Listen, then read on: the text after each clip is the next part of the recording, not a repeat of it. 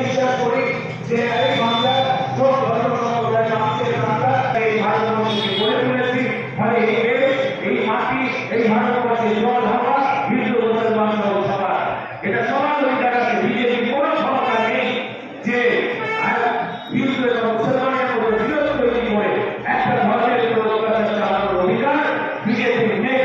তার জন্য আমরা বিজেপির বিরুদ্ধে যত বড় লড়াই করতে হয়, যত দূর পর্যন্ত যেতে হয়, আমরা মমতা বন্দ্যোপাধ্যায়ের নেতৃত্বে সেখানেই যাব।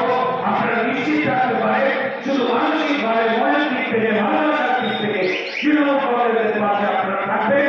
এই আবেদন রেখে আপনাদের সকলকে শুভেচ্ছা জানিয়ে আমার কথা শেষ করলাম। জয় হিন্দ, তৃণমূল কংগ্রেস জিন্দাবাদ, মমতা বন্দ্যোপাধ্যায় জিন্দাবাদ, অভিষেক বন্দ্যোপাধ্যায় জিন্দাবাদ।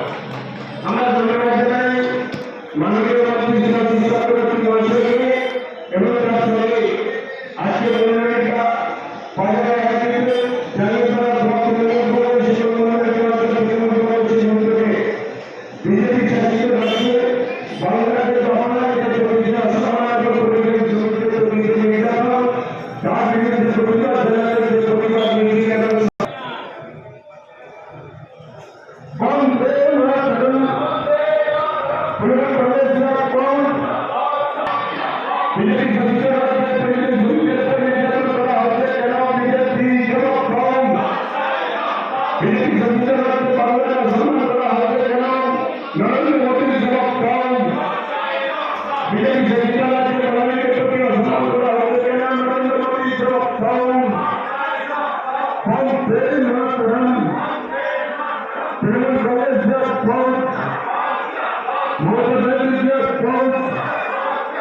বিজেপি শাসিত রাজ্যে বাংলাকে অসম্মান করা হচ্ছে কেন? বিজেপি জবাব দাও। তাই প্রতিবাদ আমাদের আন্দোলন চলছে, চলবে। বন্দে মাতরম।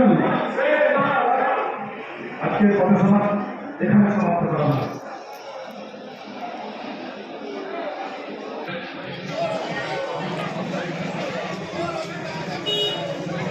There's a guy with a guy.